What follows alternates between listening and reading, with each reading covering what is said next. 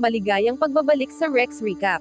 Sa video na ito, ibabahagi ko sa inyo ang action and sport movie na pinamagatang Crack Jetigito Jayaga na ipinalabas noong 2024. Nagsisimula ang pelikula sa pagpapakita ng isang grupo ng mga lalaki sa tren na makikipagpustahan sa isang lalaki na nagngangalang Sido.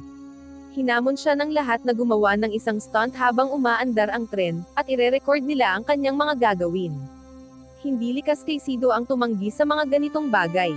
Sa katunayan, sobra siyang nahuhumaling sa paglalagay ng kanyang buhay sa panganib kaya't nakilala siya sa kanilang baryo sa palayaw na Crack. Pag-uwi niya sa bahay, galit na galit ang ama ni Sido dahil patuloy siyang gumagawa ng mapanganib at madalas ilegal na mga stunt na nagdudulot ng paulit-ulit na gulo sa pulis. Ginagamit pa nga ng kanyang ama ang kanyang retirement money para piyansahan si Sido mula sa kulungan. Ang kanyang ama na si Bridges Dixit ay isang dating atleta na nanalo ng 3 tansong medalya sa Commonwealth at ngayon namumuhay ng payapa gamit ang pensyon mula sa gobyerno. Gayunpaman, ayaw ni Sido ng ganoong klaseng buhay na nasa dyaryo lang ang kanyang larawan o sumisikat. Ang nais lamang ni Sido ay kumita ng pera mula sa mga sports na nagbibigay sa kanya ng hamon. Mas lalo itong ikinagalit ni Dixit dahil kung pera lang ang habol ni Sido, handa niyang ibigay ang lahat. Ngunit nang makita ni Sido ang lahat ng perang iyon, natahimik na lang siya, dahil kahit siya o ang kanyang mga magulang ay hindi naglalakas loob na gamitin iyon. Ang perang iyon ay may kapalit na buhay, ang kanyang nakatatandang kapatid na si Nihol, na namatay habang naglalaro ng isang extreme sport. Dahil sa matinding galit at alaala, pinili ni Sido na umalis ng bahay sakay ng kanyang motor. Noong nabubuhay pa si Nihol, napakalapit nila sa isa't isa dahil pareho silang mahilig sa delikado at nakamamatay na mga aktibidad. Madalas pa nga silang mapasok at makalabas ng kulungan.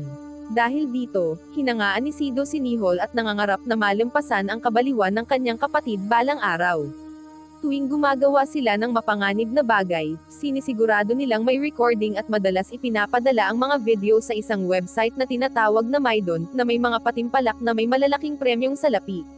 Lumipas ang panahon at patuloy pa rin silang gumagawa ng mga delikadong gawain, kahit na madalas silang mahuli ng pulis. Sa huli, matapos ang matagal na paghihintay, natanggap din ni Nihol ang isang opisyal na imbitasyon mula sa Maidon para lumahok sa isang kompetisyon. Si Dev, ang taong namumuno sa laro at ang nananatiling kampyon sa ilang nakaraang paligsahan, ang pumipili ng mga kalahok para sa kompetisyong maiden na dinarayo ng mga tao mula sa iba't ibang panig ng mundo. Lumipat ang eksena kay Zack na nakikipagkite sa kanyang amo at ipinapaalam dito na si Philippos ay nasa lugar na. Pagkatapos, inimbitahan ni Dev si Philippos na maglaro kasama niya sa isang cable na ginagamit nilang daanan. Gayunpaman, lumalabas na nais talagang patayin ni Dev si Philippos dahil nakikipagtulungan ito sa pulisya at nagbibigay ng impormasyon tungkol sa maiden. Samantala, sa istasyon ng pulisya sa Poland, sinabi ni Patricia sa kanyang nakatataas na ang larong maiden ay ilegal at lubhang mapanganib, at pinaghihinalaan si Dev na nag-smuggle ng isang napakapanganib na bagay sa kanilang bansa. Subalit, iginiit ni Thomas na wala pang matibay na ebidensya na banta ito sa pambansang seguridad. Sa katunayan, galit na galit siya kay Patricia dahil sa pagkamatay ng kanilang impormante at inutusan niya itong huwag nang makialam, dahil plano niyang ibigay ang kaso sa Interpol. Samantala, si Sido ay nakitang nagpapahinga sa tabing dagat nang lapitan siya ng isang matandang lalaki at inalok ng lobo, na lumabas na isang espesyal na imbitasyon para sa maiden. Dahil dito, hindi makapaniwala si Sido na napili siya bilang isa sa mga kalahok at agad niyang sinundan ang matandang lalaki papunta sa isang bangkang patungo sa punong himpilan ng maiden. Sa kabilang banda, sinusuri ni Dev ang isang bagay na dumating mula sa ibang bansa. Ang bagay na ito ay plutonium, ang pinakamahalagang materyales sa paggawa ng mga nuclear bomb. Lumalabas na plano ni Dev na ibenta ito sa mga mafia sa bansa, ngunit lingid sa kaalaman ng 4 na pinakamataas na opisyal ng maiden dahil nais niyang gamitin ang pangalan ng maiden bilang pantakip sa kanyang kalakalan. Samantala, labis na nag-aalala si Dixit sa kanyang anak dahil hindi pa umuuwi si Sido mula nang sila'y magtalo. Maging sa pulisya ay nagtangkang magtanong si Dixit dahil baka muli na namang inaresto si Sido. Subalit, ipinaalam sa kanya ni Paul na wala roon si Sido, na nangangahulugang baka nasa panganib ito sa ibang lugar. Habang nasa biyahe patungong Maiden, nagising si Sido mula sa kanyang pagkakatulog at nagkaroon ng guni-guni na nasa tabi niya si Nihol. Sa sandaling iyon, tinanong siya ni Nihol kung bakit siya pumunta sa Maiden at pinakiusapan siyang umuwi na. Sinabi ni Nihol kay Sido na minsan na siyang nakapunta roon at ngayon ay nagpakita siya para bigyan ng babala si Sido. Gayunpaman, tiniyak ni Sido kay Nihol na huwag mag-alala sa maaaring mangyari dahil siya'y mananalo at ligtas na makakabalik. Nang marinig ito, ngumiti lamang si Nihol at hinikayat siyang manatiling masigla at tuparin ang kanyang mga pangarap.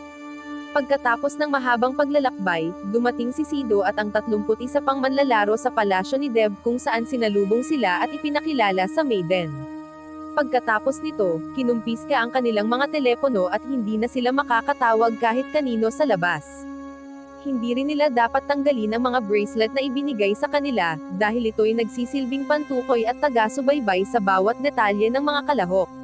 Ayon sa patakaran, mayroong 3 karera na may kabuuang premyong $800 million, $160 million para sa unang karera, $240 million para sa ikalawa, at $400 million para sa ikatlong karera. Ang magiging kampyon ng Maiden ay may pagkakataong madoble ang kanyang panalo sa pamamagitan ng paghamon kay Deb. Kapag nagtagumpay ang kalahok na talunin siya, tiyak ang salapi at ang kasikatan ay hindi masukat. Pagkatapos noon, 5 opisyal ng Maiden ang natuwa nang makita ang mga bagong kalahok na sasali sa kompetisyon, lalo na si Mark, ang ama ni Deb, na itinuring ang Maiden bilang pinakamahalagang bagay sa kanyang buhay. Samantala, sa himpilan ng pulisya sa Poland, nakatanggap sila ng impormasyon na muling magsisimula ang laro ng Maiden at ipinapakita sa website ng Maiden ang 32 kalahok. Ang pinaka-interesante para sa kanila ay si Sido dahil may kasaysayan siya roon, ang kanyang kapatid na si Nihol ay nakipaglaban sa huling yugto 4 na taon na ang nakalipas laban kay Deb at sa huli ay namatay. Makalipas ang ilang sandali, nakipagkita si Deb sa isang mahalagang kliyente at inalok sila ng plutonium kung saan maaari nilang kunin ang mga kalakal sa kanilang harapan kung sang-ayon sila sa alok. Kapag natanggap ang paunang bayad, agad na ipapadala ni Deb ang iba pang mga gamit sa kanila. Kinagabihan, binigyan ng salusalo ang mga kalahok ng Maiden upang maibsan ang tensyon, dahil kinabukasan ay magsisimula na ang lahat ng kalahok sa kompetisyon. Sa nasabing pagdiriwang, pinaalalahanan ni Jun Aida, isang operator ng Maiden at tagapangasiwa nila, si Sido na kailangan nilang tandaan ang mga patakaran sa Maiden kung nais nilang makaligtas at makabalik sa yakap ng kanilang mga magulang. Nang marinig ito, naalala ni Sido ang kanyang mga magulang at sinubukan niyang hiramin ang telepono ni Jun Aida upang tawagan sila. Nakakonekta siya sa kanyang ina at sinabi na ayos lang siya. Humingi siya ng paumanhin dahil nasa ibang bansa na siya ngayon, sa parehong lugar kung saan pumunta si Nihol. Humingi rin siya ng paumanhin sa kanyang ama para sa anumang nangyari kahapon. Gayunpaman, nangako siya na uuwi siyang may dalang bag na naglalaman ng premyo mula sa kompetisyon. Pagkatapos noon, nag-enjoy ang mga kalahok sa party sa nightclub kung saan nagkaroon sila ng pagkakataon na makilala ang isa't isa. Hindi sinasadya, nakita ni Sido ang isang influencer sa Maiden na nagngangalang Alia, at agad siyang humanga nang makita niya ito. Sinubukan niyang lapitan ito, ngunit sinabi ni Alia na wala siyang pag-asa sa kanya. Kinabukasan, magsisimula na ang unang round ng laban at ang 32 kalahok ay labis na nasasabik na lumahok sa kompetisyon. Maglalaro sila ng sabay-sabay. Nakita si Alia na nagsasagawa ng live broadcast ng kompetisyon na mapapanood ng lahat mula sa iba't ibang bansa sa pamamagitan ng opisyal na website ng Maiden. Sa loob ng game arena, maraming tao ang nanunood ng laban, at marami rin sa mga manunood online ang tumataya sa isa sa mga kalahok. Samantala, ang ina ni Sido, na kararating lang mula sa pamamalengke, ay inimbitahan ng mga kaibigan ni Sido upang manood ng laban kung saan siya mismo ang maglalaro. Makalipas ang kaunti, dumating din si Deb sa game arena sakay ng helicopter at ipinaliwanag ang lahat ng mga patakaran sa kanilang unang laro. Lumabas na mayroong 16 na bandila sa mga truck na tatakbo ng hanggang 160 km/h, at ang manlalarong makakakuha ng isa sa mga bandilang iyon ay uusad sa susunod na karera, dahil kalahati ng mga kalahok ay matatanggal sa round na ito. Upang mas madali silang makaakyat sa truck, mayroong mga go-kart na maaari nilang sakyan, ngunit ito'y kontrolado muna ng remote. Kapag nakasakay na sila sa go-kart, magkakaroon sila ng manual control at kinakailangan nilang umakyat kaagad, dahil bawat go-kart ay may kanya-kanyang built-in na timer. Ang mananalo ay uusad sa susunod na round. Hindi nagtagal, nagsimula na rin ang laro at bawat kalahok ay binigyan ng gamit para makuha ang go-kart. May ilang kalahok na nagsimulang magplano upang makakuha ng go-kart na makapagdudulot sa kanila ng mas malapit sa truck na may dalang watawat. Gayunpaman, nang malapit nang lumabas ang mga go-kart mula sa kanilang mga kulungan, may hadlang pa ring naging sanhi upang tumaob ang go-kart ni Sido. Sa sandaling iyon, labis na namangha ang lahat ng mga manonood dahil hindi sila makapaniwala na nakaligtas si Sido matapos ang insidente. Pagkatapos nito, si Sido ay nakasakay na sa isang go-kart na minamaneho ni Alfonso, isa sa mga kalahok mula sa Africa. Lumalabas na ang hadlang sa laro ay hindi lamang simpleng harang na humahadlang sa daraanan ng mga go-kart. Mula sa loob ng kulungan, mayroong bakal na bola na umiindayog sa gitna ng daanan ng go-kart na naging dahilan upang ang ilang kalahok ay maalis matapos matamaan ito. Ganoon din ang nangyari kina Sido at Alfonso. Bagamat hindi sila direktang tinamaan ng bakal na bola, ang mga piraso mula sa mga nagkabasag-basag na go-kart ng ibang kalahok ang naging sanhi upang tumaob ang kanilang sinasakyan. Sa kabutihang palad, ang go-kart na kanilang sinasakyan ay nakakabit sa isang aparato ng isa pang kalahok na may go-kart at nahila ito, kaya't nagkaroon pa sila ng pagkakataong lumaban sa unang round. Hindi nagtagal, lalong uminit ang laban at halos umabot na sa rurok kung saan si Martin, isang kalahok mula sa Egypt, ang lumabas na panalo sa unang round at nakatanggap ng gantimpalang $160 milyong. May ilang kalahok din ang nakasampo sa track at nakakuha ng maiden flag upang makapasok sa susunod na round. Sa huli, 3 watawat na lamang ang natira, dahilan upang kabahan ang mga manunood. Pagkatapos nito, nakuha ni Laine, isang kalahok mula sa China, ang isa sa natitirang mga watawat, na sinundan ni Alfonso na nakikipag-agawan naman kay Yan. Samantala, nagsikap din si Sido upang makuha ang isa sa mga natitirang watawat na pinag-aagawan din nila ni Yan. Sa bandang huli, matagumpay na nakuha ni Sido ang natitirang watawat, at ang kanyang ginawa ay tunay na nakabighani sa lahat ng nanonood ng laro. Labis na natuwa ang mga tao sa kanyang ginawa, kabilang ang ina ni Sido at si Alia, na ngayon ay lubos na namangha sa kanyang mga aksyon. Ang 16 na kalahok na ligtas na nakalusot sa susunod na round ay malinaw na napanood kung paano namatay ang kanilang mga kasamahan sa arena. Pagkatapos, binati sila ni Deb at sinabi na kung sakaling may mamatay pa sa kanila, katulad ng ibang kalahok, ang perang napanalunan nila ay ibibigay sa kanilang mga pamilya sa kanilang bayan. Dahil sa maiden, hindi sila magluluksa para sa mga namatay ngayong araw, sa halip ay ipagdiriwang nila ang kanilang buhay at kamatayan. Kaya't hiniling ni Deb na huwag silang malungkot dahil ang mga namatay ay kanilang mga bayani.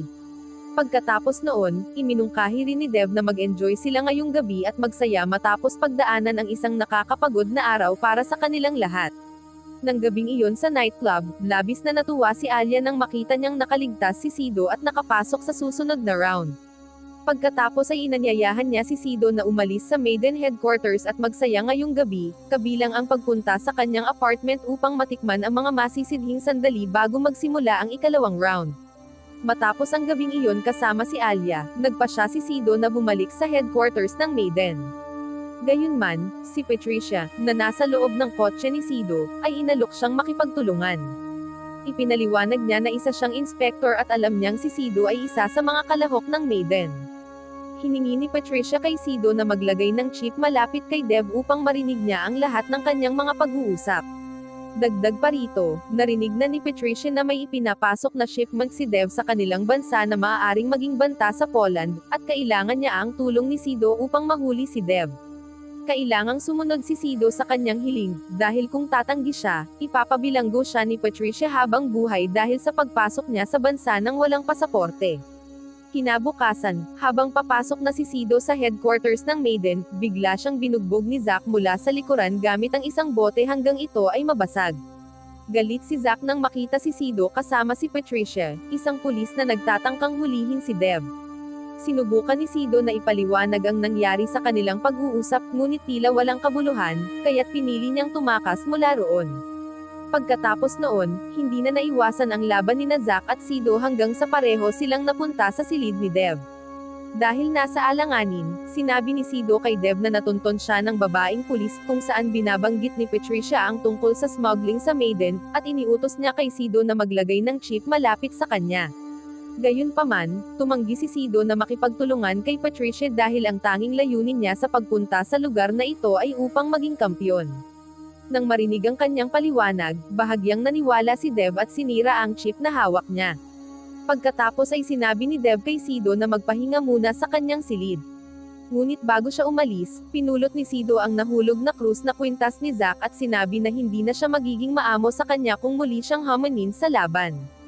Kinabukasan, nasa isang lugar si Zack upang kunin ang plutonium na inorder niya mula sa ibang bansa. Gayunman, dumating si Patricia kasama ang ilang pulis upang pigilan ang transaksyon.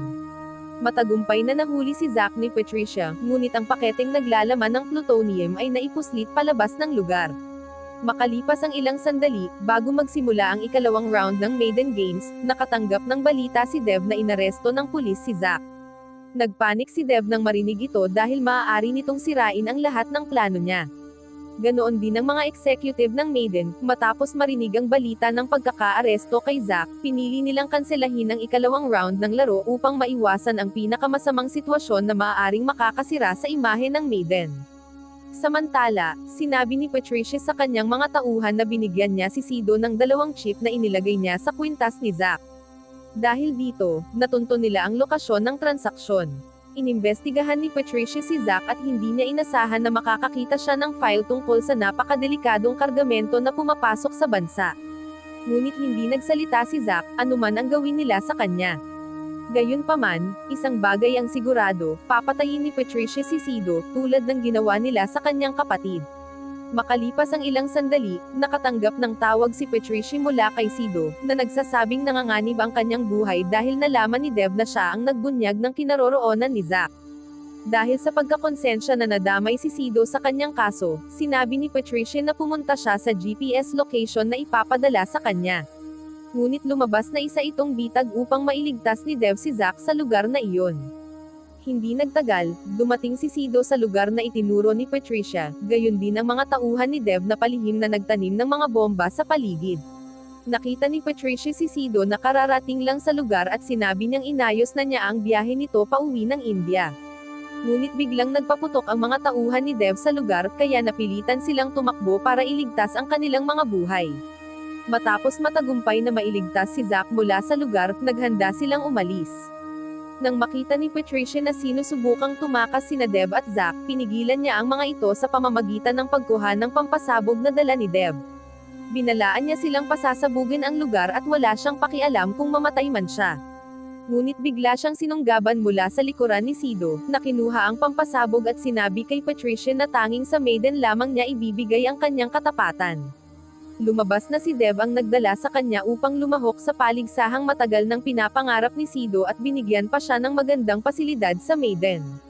Itinuring ni Sido si Dev na higit pa sa isang Diyos dahil siya lamang ang nakakaunawa sa kanyang mga hangarin sa lahat ng oras. Gayunpaman, sinabi ni Patricia na si Dev ang pumatay kay Nihol, at hindi ito namatay sa karera tulad ng matagal ng pinaniwalaan ni Sido, matapos ikwento sa kanya lahat ni Zack.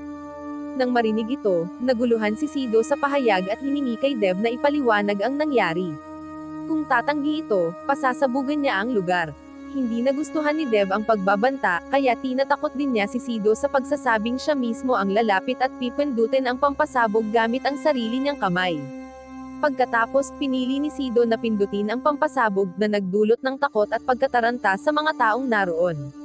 Nang gabing iyon, natagpuan ni Sido ang kanyang sarili sa isang lugar at nanghiram ng telepono upang malaman ng malinaw kung paano namatay ang kanyang kapatid. 4 na taon na ang nakalipas, sa huling laban ni Nihol at Dev, tumalon silang pareho mula sa eroplano sa taas na 40,000 talampakan, sakay ng motorsiklo at may dalang parasyon sa kanilang likod upang makuha ang bandila sa ibaba. Sa kasamaang palad para kay Nihol, hindi bumukas ang kanyang parasyon, dahilan upang siya ay bumagsak sa isang gusali at mamatay. Matapos ang insidenteng iyon, sinermonan si Patricia ni Thomas dahil sa napakalaking pagkakamali na nagawa niya. Kinuha nito ang kanyang badge at sinuspinde si Patricia nang walang katiyakan. Tumawag si Sido kay Alia at labis siyang nagalit dito dahil palihim nitong ipinaalam kay Dev na nakipagkita si Sido kay Patricia. Akala ni Sido na mahal din siya nito, ngunit hindi pala masusuklian ang kanyang pagmamahal.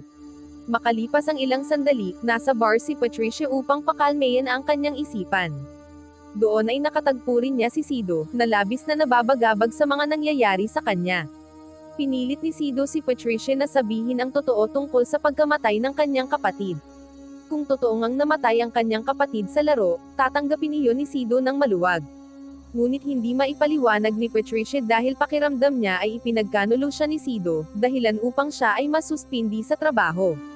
Kung gusto talagang malaman ni Sido ang katotohanan at kung nasaan ang plutonium, iisa lang ang taong makakapagpaliwanag, si Mark. Ngunit para magawa iyon, kailangan munang bumalik ni Sido sa Maiden at muling lumahok sa mga laro doon. Makalipas ang ilang panahon, nagpatuloy ang ikalawang yugto ng laro kung saan sabik na sabik ang mga manonood na muling makita ang kanilang mga kampyon sa aksyon. Ipinaliwanag ni Dev ang larong gagawin sa ikalawang round, hahabulin sila ng 200 gutom na mabangis na aso, at lahat ng kalahok ay magsusuot ng roller skates upang makatakas. Sa karerang ito, bawat isa ay ipaparis sa isang profesional na hindi hahadlang sa kanilang paglalaro. Ang mga kalahok ay itatali sa kani-kanilang kapareha, at ang mga aso ay nakaatas na sundan ang amoy ng damit ng mga ito. Mayroong 7 watawat sa kastilyo, at kapag nakakuha ng isang protection na cage ang babalot sa kalahok at automatiko silang makakapasok sa ikatlong yugto.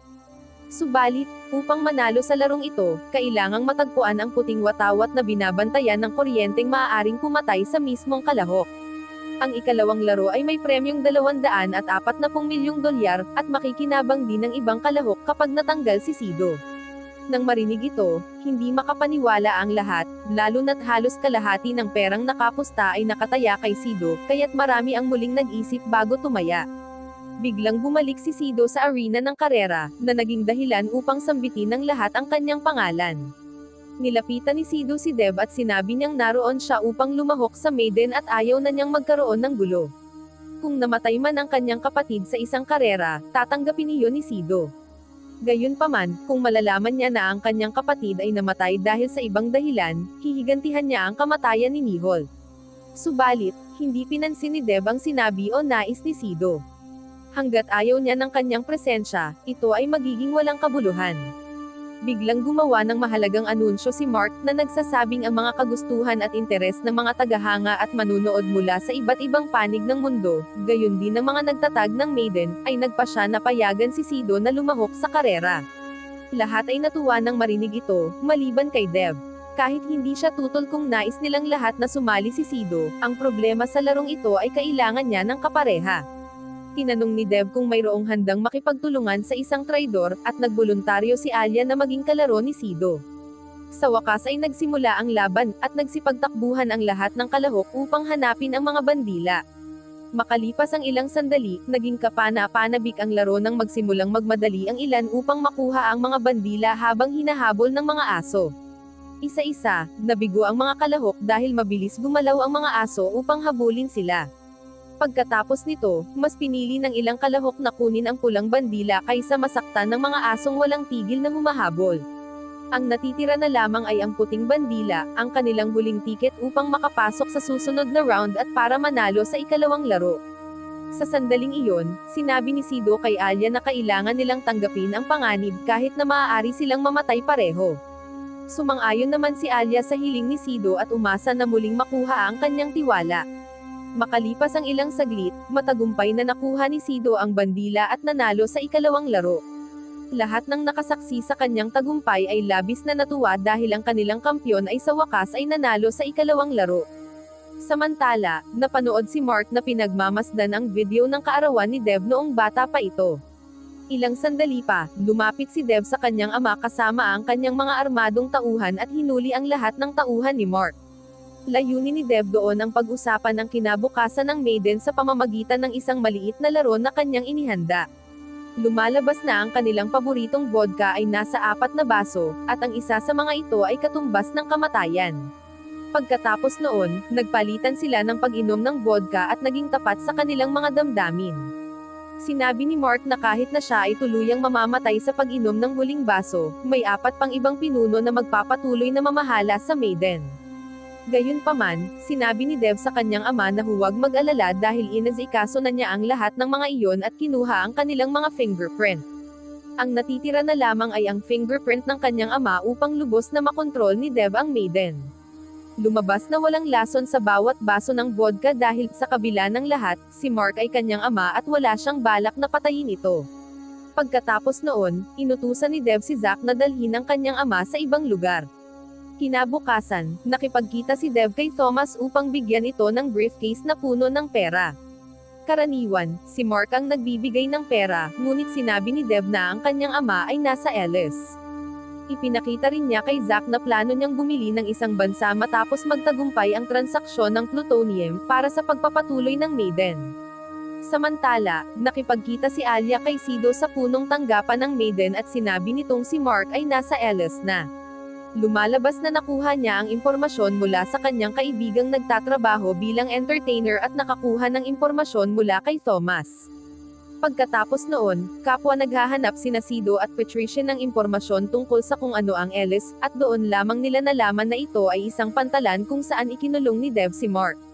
Nagtagpo sila sa daungan kung saan matatagpuan ang isang container na may tatak na Ellis.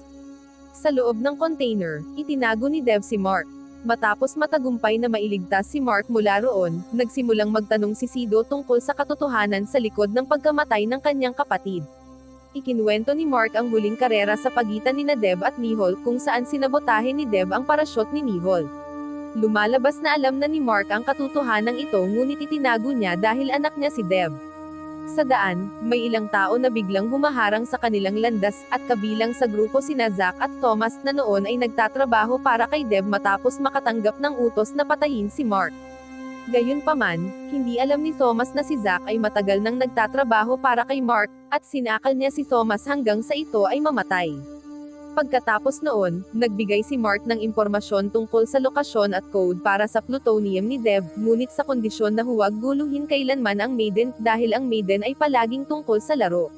Makalipas ang ilang sandali, si Patricia, kasama ang kanyang mga tauhan, ay matagumpay na nakarating sa kinaroroonan ng plutonium at kinuha ito upang hindi mahulog sa maling mga kamay.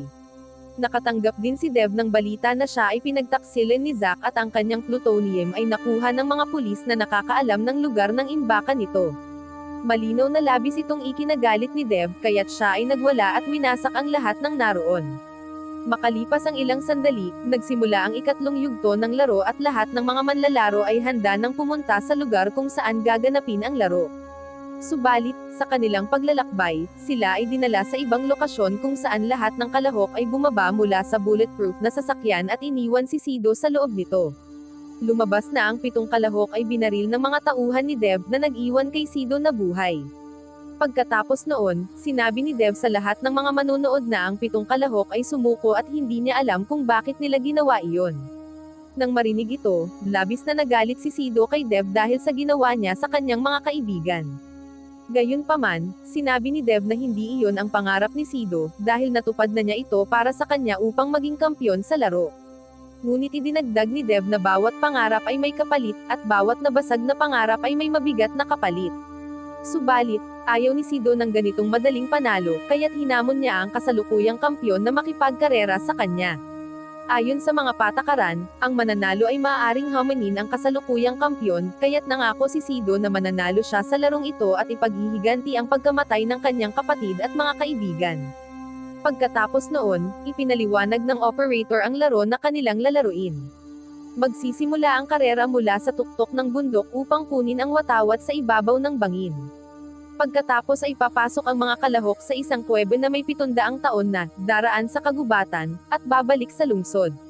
Ang karerang ito ay hindi direktang laban sa isa't isa, makikipaglaro lamang sila laban sa oras at susubukan nilang makatakas mula sa bomba na sasabog makalipas ang 20 minuto sa kanilang mga kamay.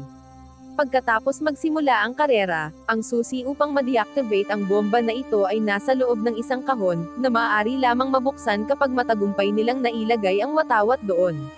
Makalipas ang ilang sandali, nagsimula ang laban kung saan kapwa sina Sido at Dev ay nagtangkang kunin ang watawat sa bangin. Sa sandaling iyon, tensyonado ang mga manunood habang pinagmamasdan ang kanilang mga kilos.